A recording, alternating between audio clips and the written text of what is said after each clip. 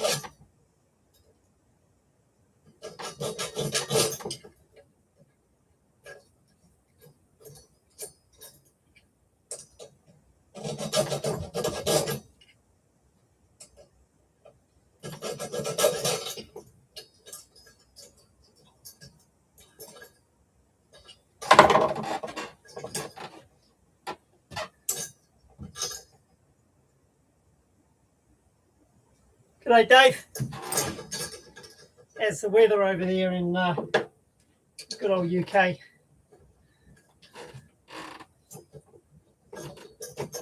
You guys be winter, right?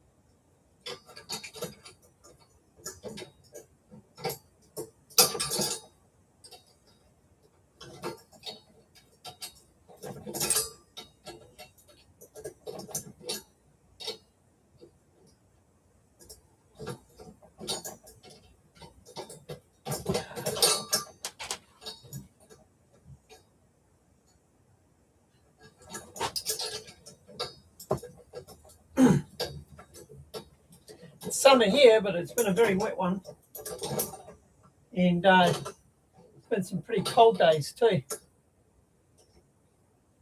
Christmas Day, we lit the fire, just ridiculous considering it's supposed to be subtropical.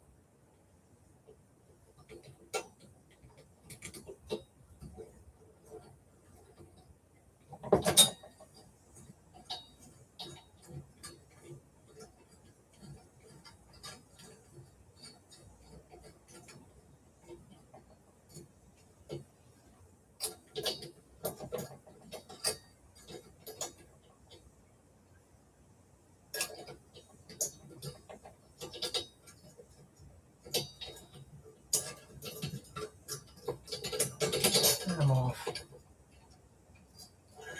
These are being a bit of a struggle to get off because they're stainless steel and they've been splashed with the MIG welder. don't know if that will show up on the camera, but there's little dots of metal on there, so they were molten, and when they landed on there, it bonded to the stainless. You can see some on the washer there. So, thing is, I needed to weld. There's some parts of it I needed to weld with it assembled, so I didn't have any choice. Probably should have covered these up with something. You can actually buy a spray, that sort of a splash guard spray. I need to buy some of that. And then you just spray anything that you don't want the weld splash to stick to. Maybe next time.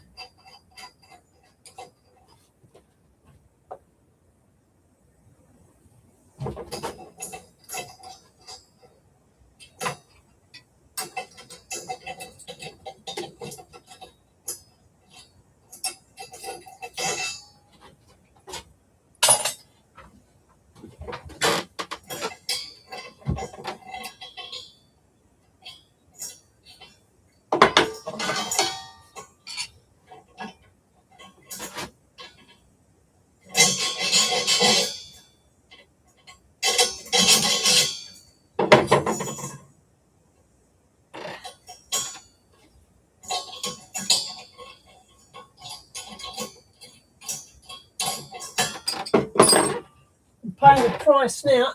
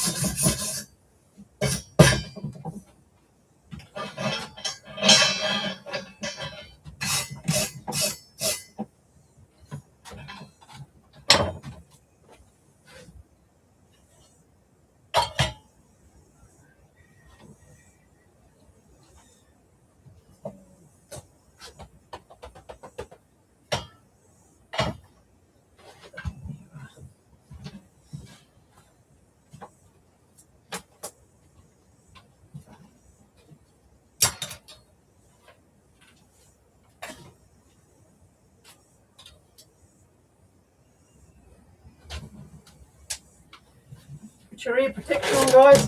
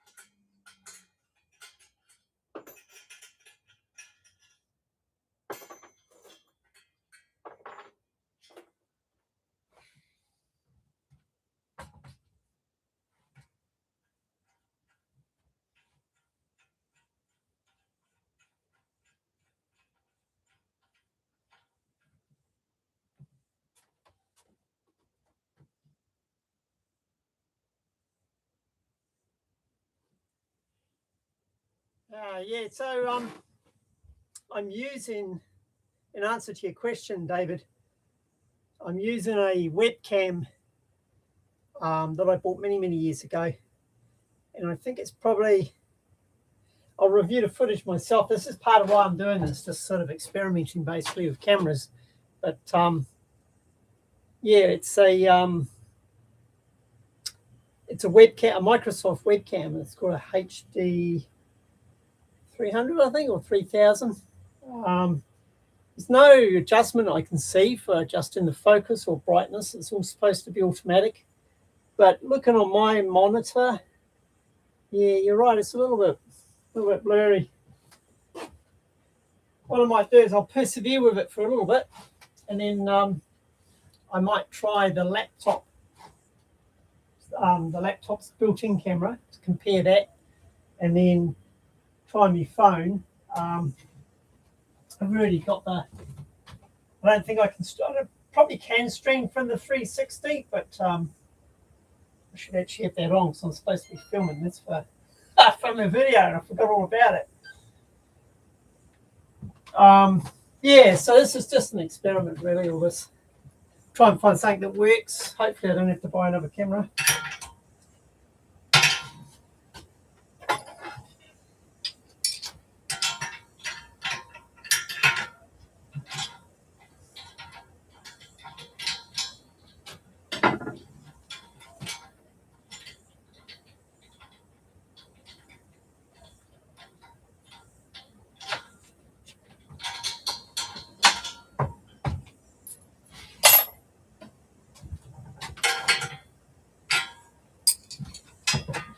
Trying to do it all on the cheap at the moment.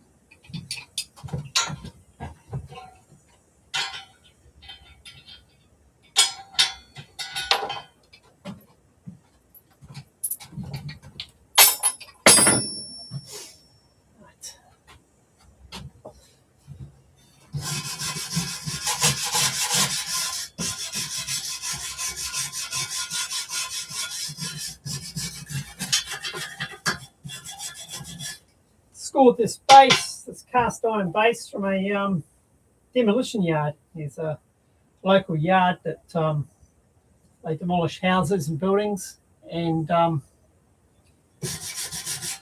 some of the stuff they have a shop and they sell it. So they sell timber and roofing, tiles, bricks, and other odds and sods that they find during their course of their demolitions. And this was sitting there amongst the junk.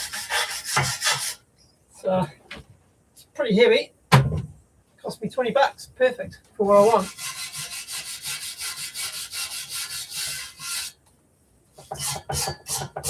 So I'm just giving it a quick clean up. Then I'm going to slap some paint on it. This thing's going to be inside. This heat link's going to be inside, so don't need to be too fussy as far as paint prep, because it's not going to be in the elements.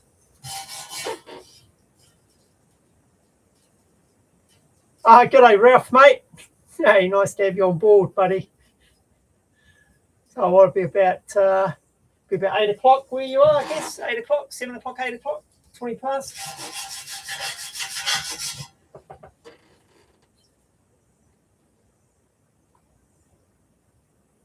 Yeah, no, this webcam would be at least 10 years old.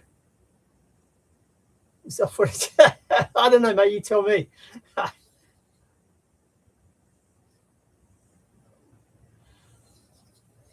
920, right? Yeah, I used to do a lot of work in Australia when I was in IT, and because I worked for an Aussie company, so and then I actually also worked for a New Zealand company that had a lot of Australian business, and I used to hate it because I mean I love Australia, honestly, I really love the place, but you know I'd get up really early to get out to our airport, be out there at 6 in the morning, you know, because international flights, you have to be there 3 hours before the flight.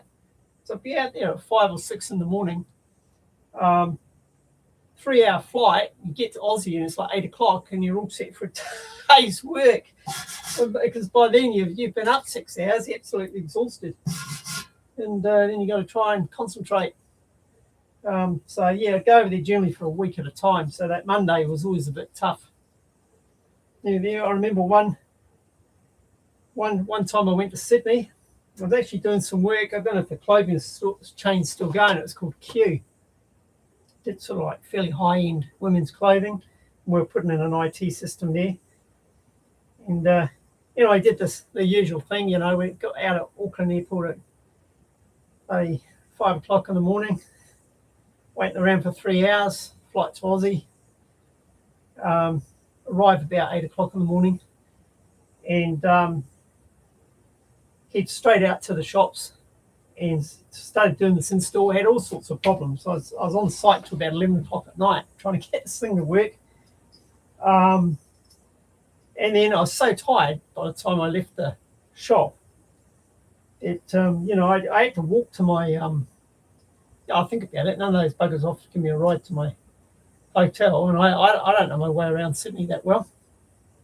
So anyway, I come out of the shop in a absolute daze, started walking towards what I thought was towards the hotel, and ended up, I realised I was well off track when I ended up down by the harbour. I'm like, well, the hotel's nowhere near there. So there I was wandering around, half asleep, midnight, around Sydney City. But yeah, I got there in the end. It was a tough week though. I won't lie on that one.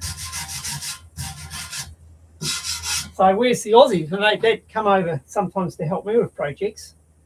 Well, they were fine, you know. They were quite well rested because for them it's quite a late start.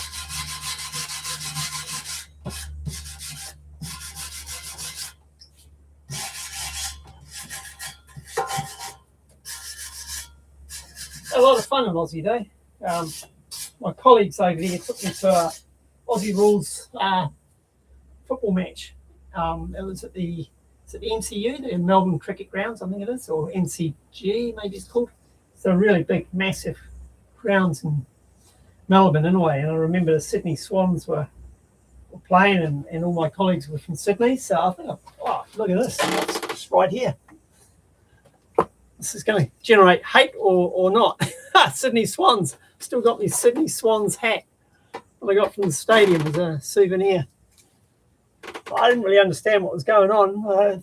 Anybody that's sort of not into Aussie rules, when you watch a match, there seems to be a lot of people on the field running around all over the place. But what a great spectacle! If you're in Aussie or visit in Aussie and have never been to Aussie rules match, highly recommend it. And this is from somebody that's not really into team sports. But what an entertaining spectacle that was. Yeah.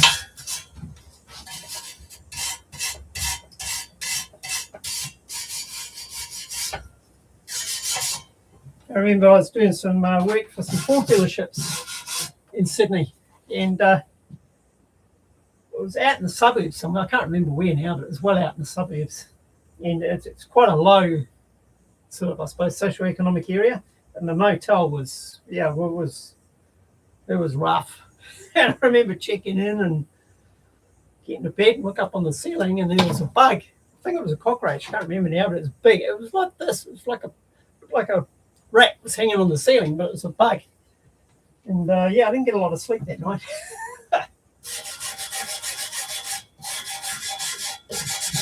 Never saw a snake though. I actually went looking for them. I never ever found a snake. That was a disappointment.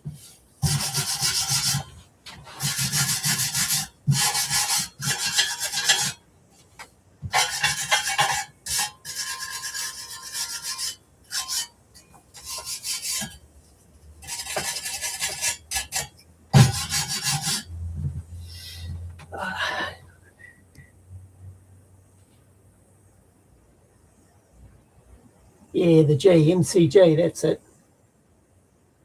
Oh, you don't? Yeah, yes. Sydney Swans wasn't the hat to show you.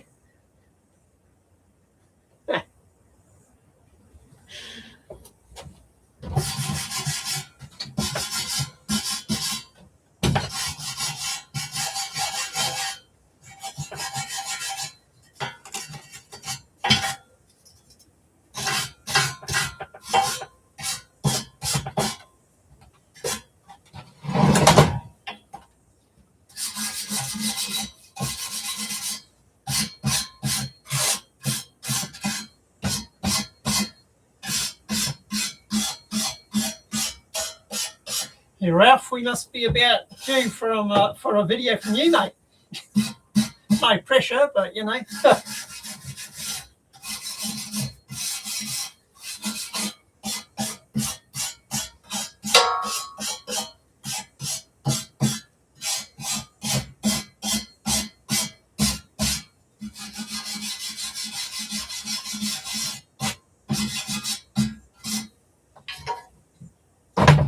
Right, what else do I need to clean this thing?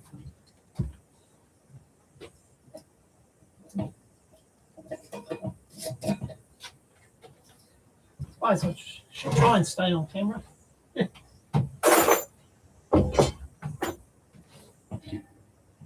Bear in mind, guys, this isn't a Spielberg production.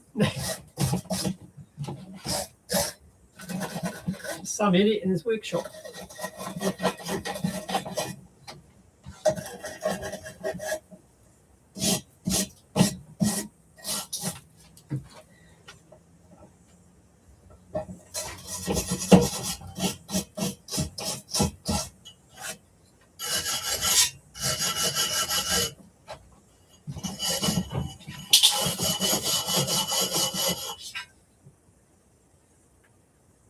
This was all out of the skip pretty much. This lampshade was in the skip. Where I was my last job, they were upgrading all the lights to LEDs. I think these had sodium lamps in them. They chucked out loads of these. I only grabbed one. I wish I'd grabbed more of them now, but they're quite bulky, so it's a limit to how many you can store. Yeah, lampshade, and then this is a window.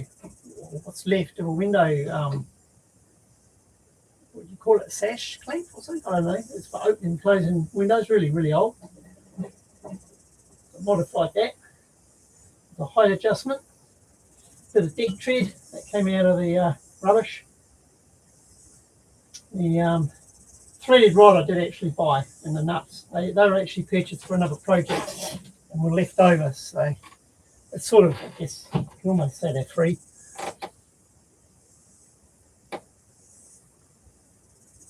Same as you see boxes.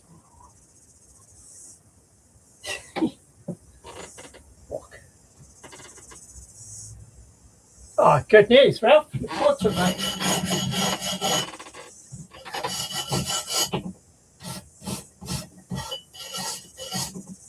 Starting to feel like I'm carrying the bunker building community at the moment. You know, to be fair, I've got the time. So my video's all for tonight. It's all edited and it's actually loaded up already and scheduled. Apparently, YouTube reckoned, or somebody, or some YouTube creator reckoned it does help if you publish the same time, same day, and same time. I don't know if it's true or not, but I'll have to give it a go.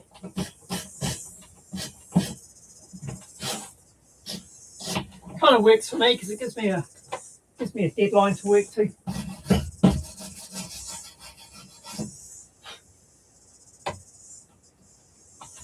Yeah, it's close enough.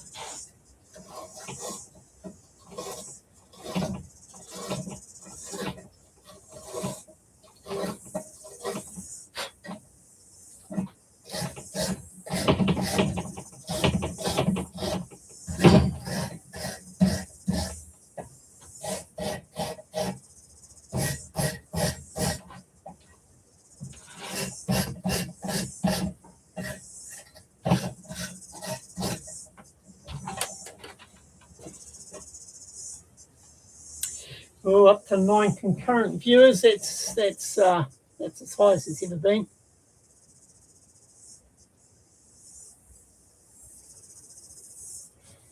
Yeah, totally agree with you, Graham. I get an intense satisfaction out of repurposing. I realise I'm looking at my hat at the moment. A bit better. Close enough. Yeah, I just noticed this thing's got a crack in it. Oh no. No, it's all right. Yeah, I get intense satisfaction out of repurposing things. You know, if you save something from the tip, skip, and can find a new use for it, it's yeah, very satisfying. This part here, this was actually cut out of an old hot water cylinder. I beat it flat and cut some holes. So that's the lamps. The 4 lamps are going to be coming out of there. Right. Get my never-ending pot of paint.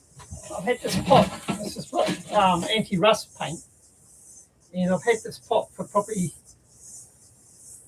decades. You know, definitely decades. It might have even been my dad's before me, I think. And it just never seems to run out. It's super thick and it's really good quality. I've painted that many things with it, but it always gets a big horrible skin on top of it, which you would think would sort of waste the paint, but yeah, it's about half mast now, so you know, at the rate I've been using it, it's probably gonna outlast me, I reckon.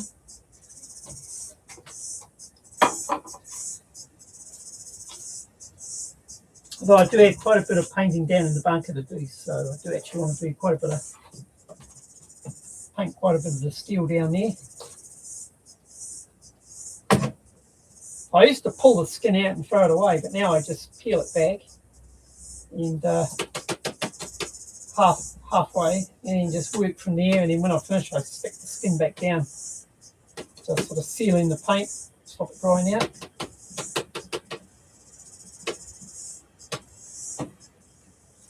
I mean, you probably wouldn't want to paint a bridge or anything like that, but yeah, something that's in the elements and its structural function, but this is close enough. Yeah. Skin's flipped back down again.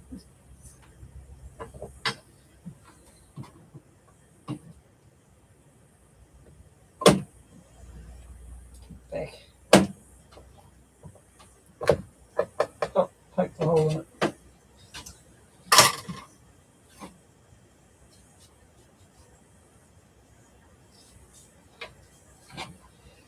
Yeah, what have we got in comments here? Oh yeah, I totally agree, Graham. This paint's testament to that. I guess they worked out if they make the paint too good and it lasts too long, you're not going to be repainting it in 5 years, and they're not going to sell you any more paint.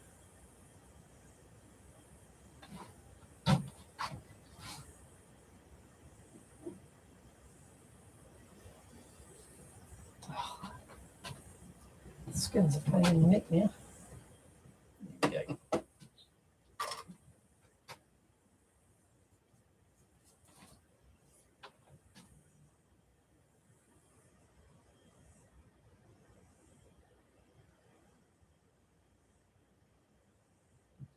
I think printers would be the biggest scam. Yeah, some of them are. I believe the HP ones have a built-in timer, so even if you don't use all the ink up, things will just stop working after a predetermined time when it's out of warranty. It doesn't seem right. Shame, my first printer was a proper printer was the old getting paint, I don't want it now. The DeskJet 500 inkjet printer. That was great. Had that for years. And then you couldn't get cartridges for it. And this lasers came out and they seem pretty good. Got a Lexmark printer. It's an expensive thing. I bought it at auction. It was brand new, but it was it was designed for a big office. It's a huge thing.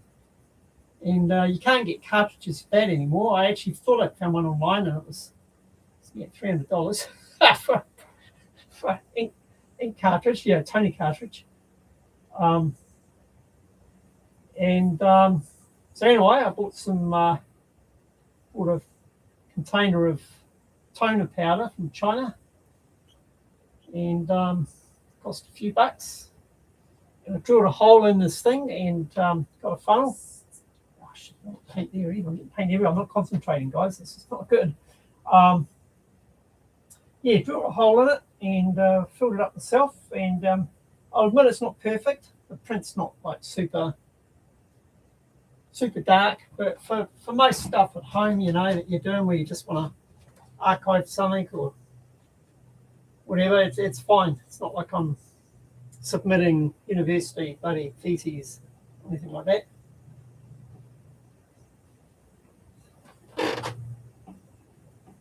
So yeah, I beat the system. So the aesthetic I'm going for here doesn't actually have to be beautifully painted. It's sort of a post-apocalypse type vibe, I guess.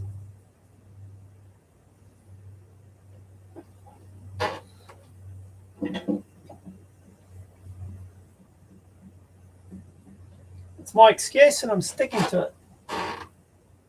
Oh shit, I still don't want to get paint everywhere. I don't want it.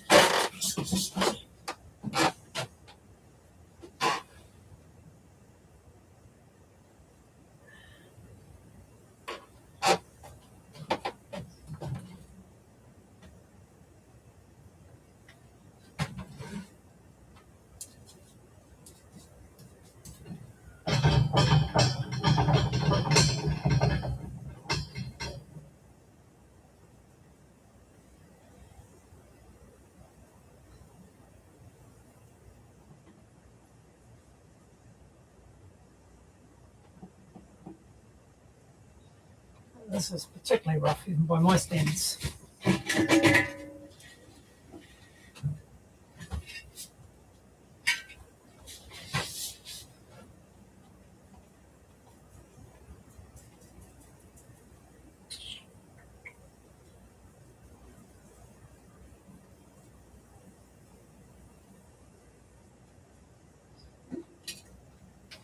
Near enough, good enough.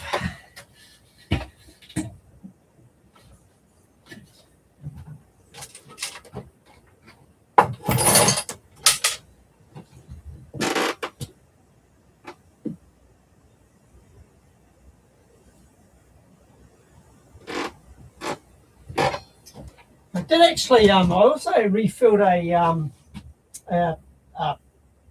inkjet cartridge, but didn't have a lot of success with that. It sort of got blocked up and ended up making a lot of mess. I guess some things are refillable better than others. Probably is an element of skill to it, which I didn't have.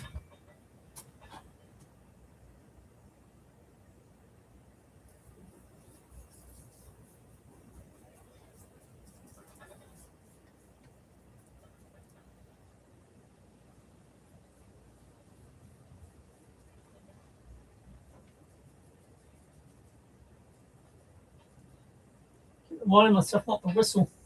I like whistling when I'm working, but if I do that, YouTube would probably be a copyright violation.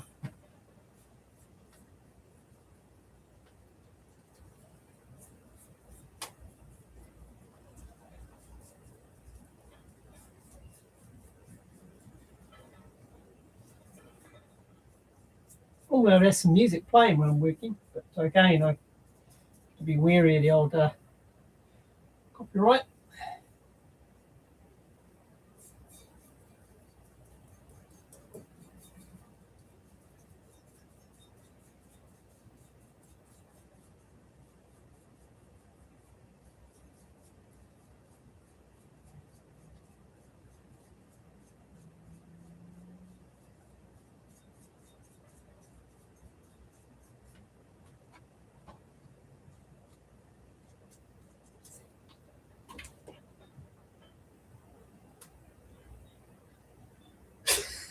Yeah, come on, Graham. He's pretty abstract. I laugh about it, but this is kind of my, I guess, artistic outlet. Steel and garbage and a welder.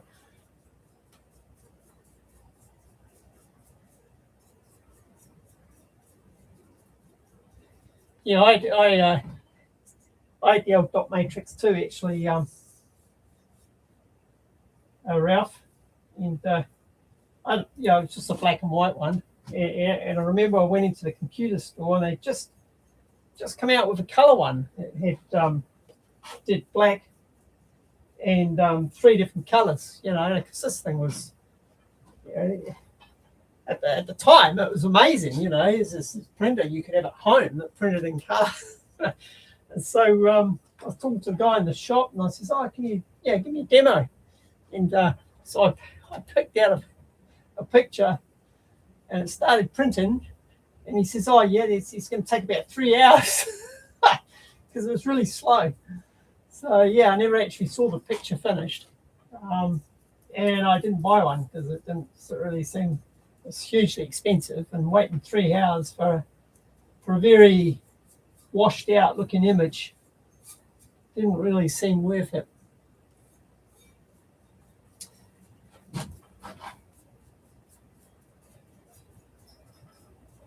And I remember the first inkjet color printer, and I thought it was like magic, that thing. Back in the day.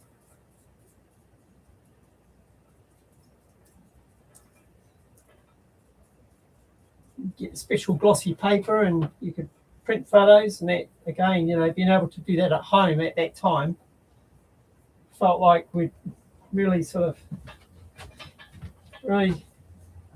living in the future.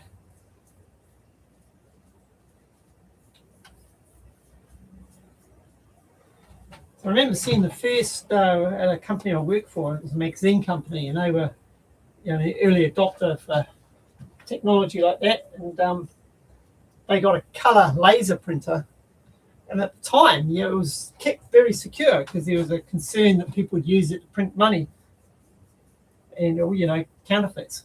So it was kept under lock and key and horrendously expensive every print you did. Now everybody has a colour laser printer sitting in their home office.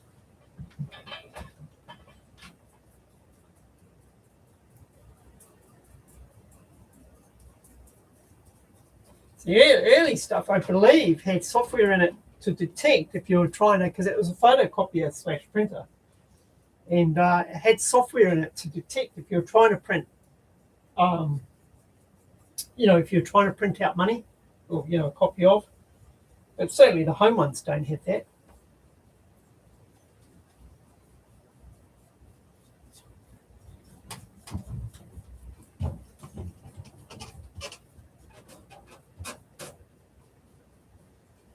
I notice there's a push in certain sectors actually coming from America, which is surprising, but a push to make it so that 3D printers can only print when they're online, and they can only print, I guess, approved files because they're concerned about printing guns on these 3D printers. But it's when you read what they're proposing, it's absolutely draconian, and it's the concern is it'll kill innovation in that area, and particularly, for America, the rest of the world, I can't see an end to it. So maybe the UK, they're getting pretty big brother now, but when I was reading about it, it sounds pretty draconian, to be honest, and could potentially be quite, as I say, quite damaging to innovation, because prototyping and stuff on 3D printers is just such an amazing tool.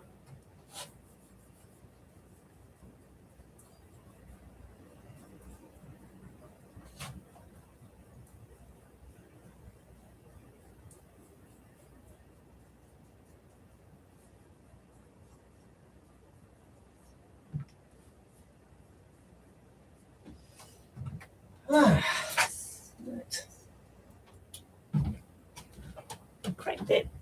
No, still sitting on 9. It'd be nice to break the record. Oh, yeah. What's this?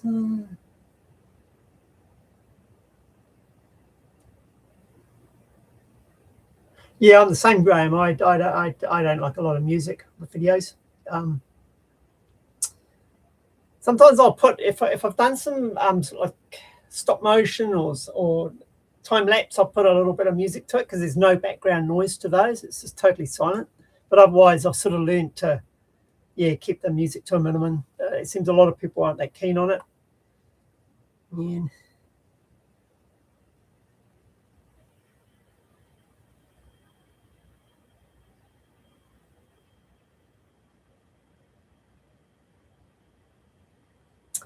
Yeah, I did a bit of programming, Dave, and I remember how much it's funny, I saw a thing the other day. It was a bit of a, I've got my keyboard covered up with a rag here and I'm busy resting on it. It's not a good idea. I saw a comparison between what the first thing that every new programmer learns is Hello World, the little print Hello World. And they showed the difference between modern, I shouldn't say modern languages, but there's a difference between languages anyway. And some of them, it's just literally print Hello World. And then they showed C++. That's so much more. But I've done a bit of that myself. I'm actually, I play around with, I'm learning Arduino, and that uses C++. So I'm having to revisit all that.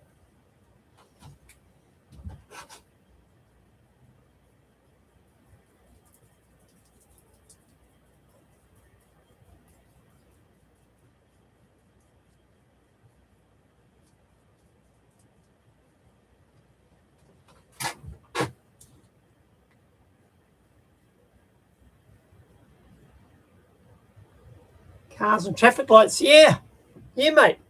We did that too. I remember that was an assignment for us, traffic lights. And then the other one was to develop a system for a petrol station forecourt for releasing the pumps and delivering the fuel and recording how much of it and stuff like that. And funny, in a later job, part of my job was to check that exact software was working properly. So when I was with the government in Weights and Measures.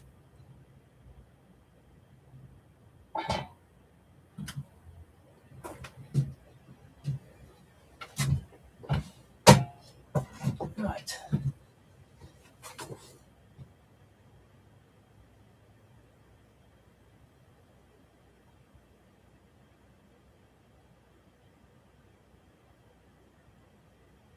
Yeah, I don't know about the AI coding. It's maybe for simple things, but you wonder how maintainable it's all going to be. It's bad enough trying to follow human code sometimes, but yeah, it's not something I've experienced personally. So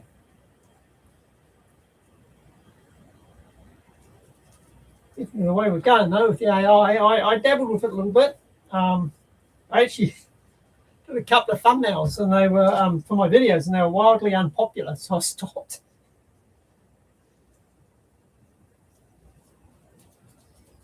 So yeah, I'll listen to the audience to a certain degree. I think the main thing is people didn't recognise they were my videos. They popped up on their feeds and they didn't watch them because they didn't realise they were one of my videos. So I vowed not to use it again, at least on this channel anyway. Never say never, but yeah, at this stage, I don't plan on using AI.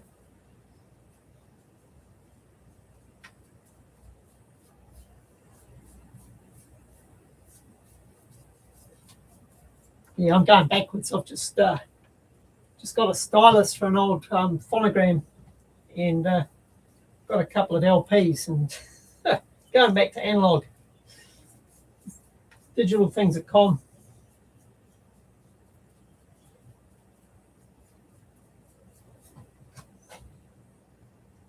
Gone back to reading books too. Going down our local library and getting a book out. Quite nice to have a break from the screen time.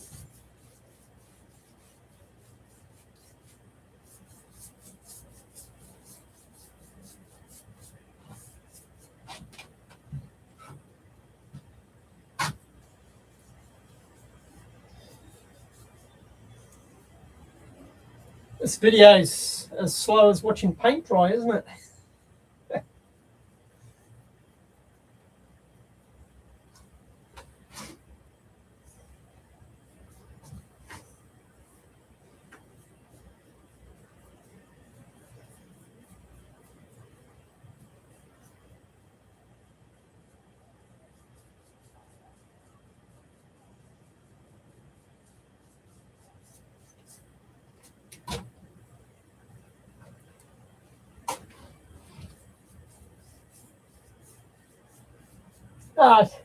Yeah, you guys, but yeah, my YouTube feed, you get these random live channels pop up, and I mean, some of them are just like, there's one the other day, it was just somebody staring at the screen.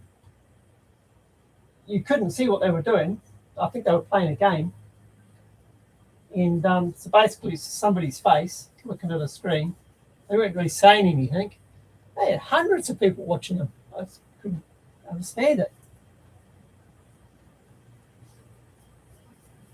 I didn't hang around, but maybe they were doing exciting things when I wasn't watching.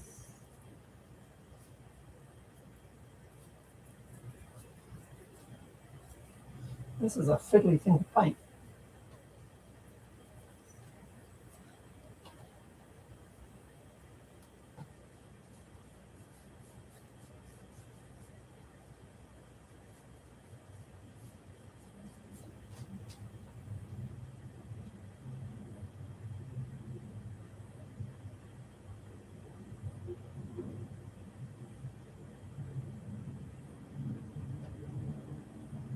Yeah, agree. Totally agree with you, Ralph. I simplifying my life more and more, and I'm happier for it. You know, I got a good collection of DVDs and Blu-rays. You know, I'd sooner watch one of them than go into one of these streaming channels, because a lot of the streaming channels now, they've got adverts, and all the modern stuff's not to my taste. And just chuck a DVD in and watch it. Chuck an LP on and listen to it. I still listen to CDs. I don't have the streaming services.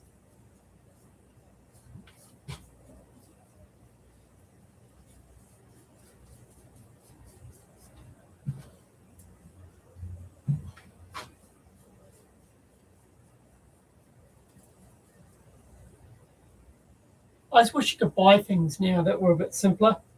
Yeah, you buy a washing machine and it'll have 20 or 30 different wash cycles. Well, you don't need that. You just need maybe 2 or 3. You know, a normal wash, heavy wash maybe if you've got a pair of overalls to do, and maybe a light wash. But they just overcomplicate everything. And you're paying for a whole bunch of features that you'll never ever use. Microsoft Word's a classic example of that. I bought Microsoft Office the year 2000. It was the Office 2000, and that still has like so many features in it that I've never used and don't need to use. And you know, trying to get me to buy the latest version because of all the new features. So I'm like, well, I'm not even using probably only using 10% of what's in the 2000 version. So why am I going to pay hundreds of dollars for a new version with a whole load more features that I'm not going to use? I've actually stopped using it now, to be honest. I've gone to LibreOffice, which is an open source product, and it does everything that I need, and it's free. You can make a donation if you want. I think I made a donation a while back. And same with my email client. So I use Thunderbird. It's a really simple one. That's a sort of open source community run thing. And when I get the time, I'm going to make the jump and go to Linux, because the Microsoft ecosystem, as they call it, I just stood on that. The Microsoft ecosystem is just getting a little bit too controlling and intrusive, I think. And I think Linux will be the way to go. Grab back a bit more control over my data and my computer.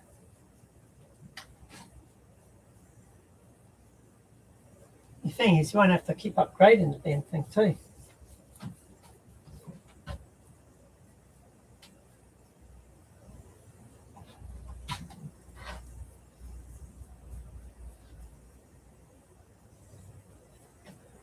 Like I started with DOS, and Windows, and then Windows 3.1, and that was good. Windows 95 felt like a huge leap forward as far as ease of use. Started getting the plug and play. You didn't have to start mucking around with on the insides of your computer every time you added a piece of hardware. So that was a worthwhile leap forward. But after that, I feel like, you do these upgrades, you go to Windows Vista was, we won't even talk about that. But Windows 7, I'm like, XP, I think was the next one, wasn't it? And really, that just stopped a lot of my games working, which was annoying. And Windows 7, it's like, well, I don't really feel like I'm getting much more out of my productivity because of it. I'm currently on Windows 10 and I'm getting nagged every time I log in to go to Windows 11. There's a little, I won't call it hack, but there's a way you can continue to get support for free with Windows 10, which I found on the YouTube. So I've done that, so it gives me another year of Windows 10. And by the time that's up, I want to be on Linux.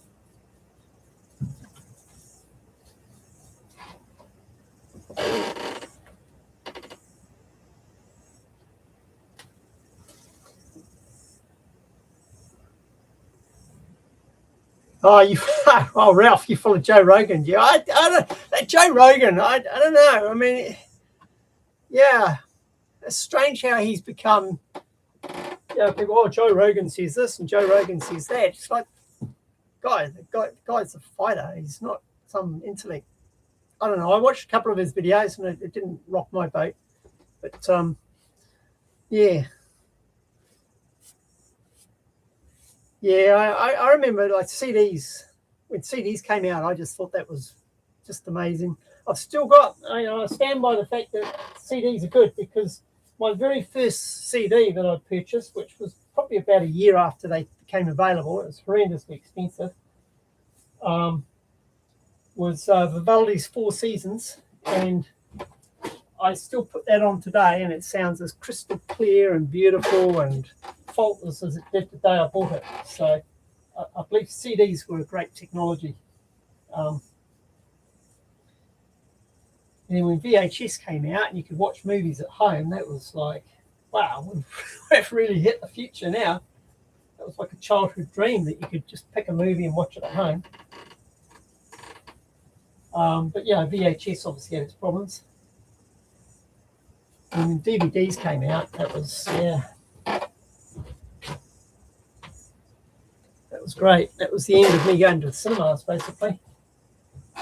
And those of you that have followed the channel will see I've got a home cinema here, so it's like a gold class cinema. So why would I pay to go somewhere else?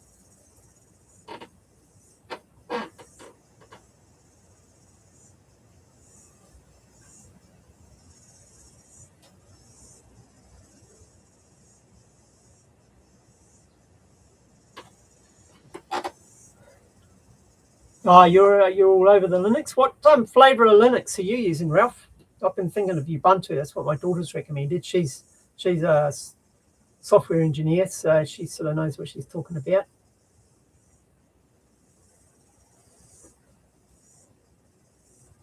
Yeah, I follow Windows 7. Yeah, past that.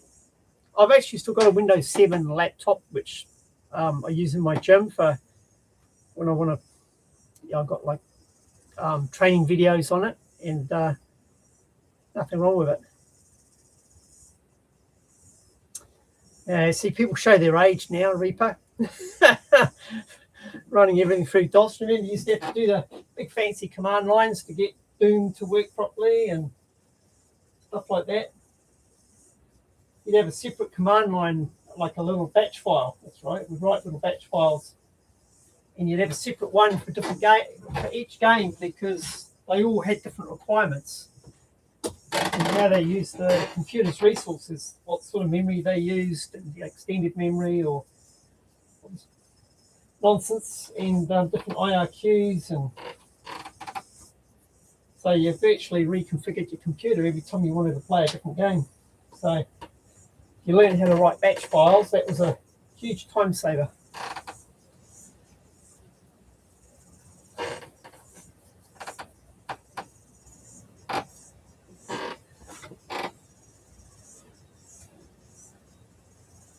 Oh, Brothers in Arms, yeah, that's a solid. I've got that solid CD, that one. Patinata. Oh yeah, I can't remember what my first LP was, because I was probably about 5 years old. So it was whatever they were selling on special at Woolies probably at the time. Mint. Oh yeah. Yeah, my daughter used Mint as well on one of her other machines, and she said it was good.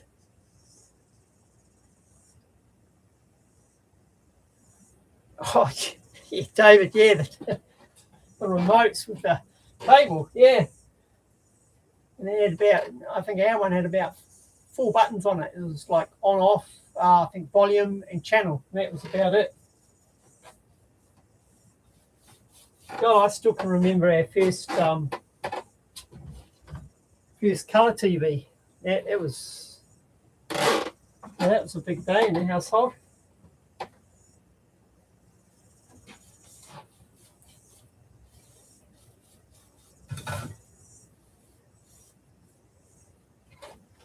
Alrighty, I'm just about done this side. I know I've missed a bit somewhere. A lot of little angles to get some paint on.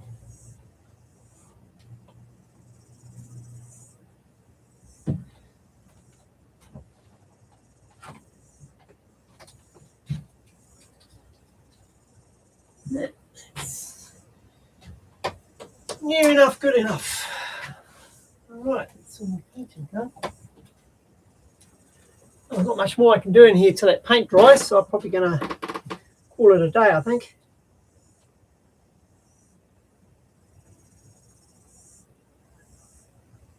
Oh yeah, I played.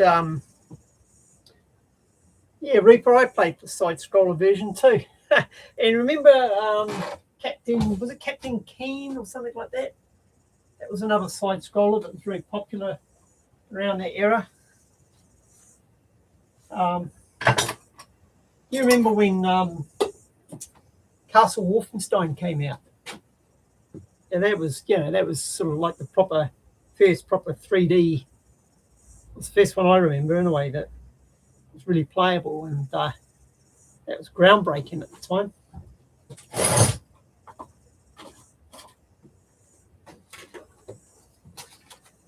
And then of course Doom I think Quake came out next, and that just lifted the bar to a whole new level.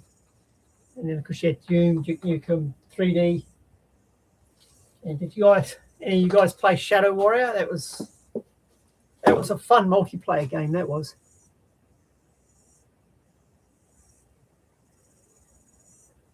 Runaway Train. Who's the artist on that one, Dave? I'm not familiar with that one.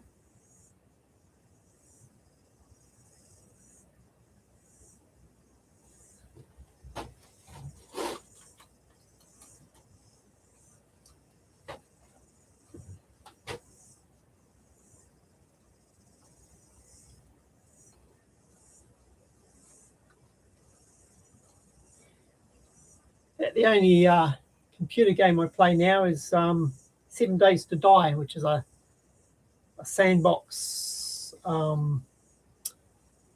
survival zombie type game, post-apocalypse type thing. And I like it because you can play it how you want to play it, basically. It's, if you want to roam around and survive, you can, or if you want to build a base and just make that stronger and stronger. And of course the enemies progressively they have every 7 days you have a blood moon, and they swarm your base. so you basically spend 7 days building your base stronger, and then they come along and knock the shit out of it. You have to start again. But it's a great game. I've been playing that for a few years now. But I must admit I haven't played it much lately because I've been too much time in the workshop, which I'm not sorry about. It's probably better to be in the workshop. Yeah, hey Reaper, have you played the latest version, the actual release of it? I had a quick go. I wasn't that fussed with it. Apparently they've fixed a lot of the problems that were with it. I think they tried too hard to have in-game monetization and stuff like that, and kind of spoilt the gameplay. Well, at least for us diehards that have been playing it since release 16, I think it was, wasn't it, when I started playing it? Alpha 16, yeah. So anyway, I'm stuck on Alpha 20 with the Undead Legacy mods, and that just makes it into a whole different game. Definitely more towards sort of base building and that sort of thing, which is what I enjoy. I'm rubbish at the first person shooters, so it's better if I can build a base and stay safe. But yeah, it's a good game.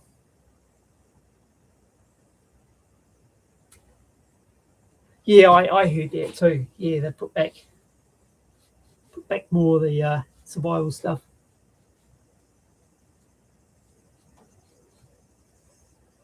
Oh, that Oddworld, yeah. My daughters were both into that for a while. I never really rocked my boat, but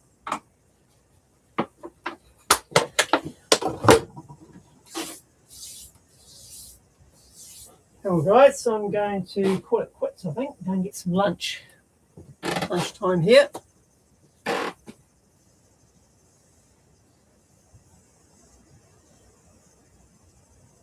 Oh, yes, I've got the Xbox version 2 Reaper, the Alpha 15. Yeah, the Alpha 15 on the Xbox, I feel like it was almost like 15 and a half on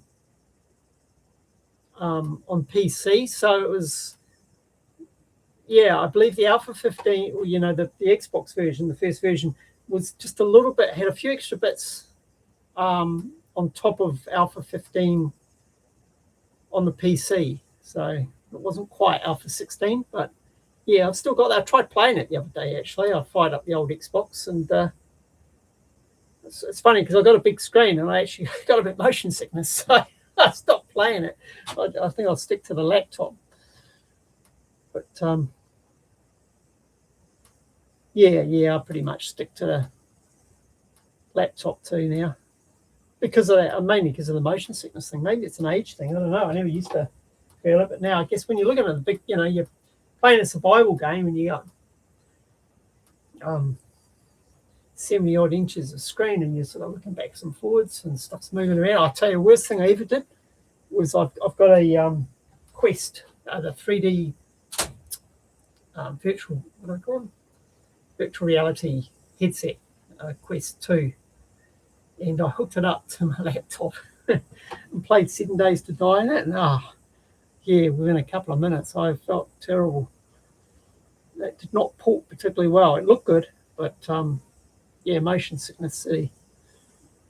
So anyway, guys, it's been nice chatting, but I really do need to go and get some lunch. So I'm going to shut this down here. Thanks for joining us, and hopefully you've enjoyed watching me tinker around and rabbit on.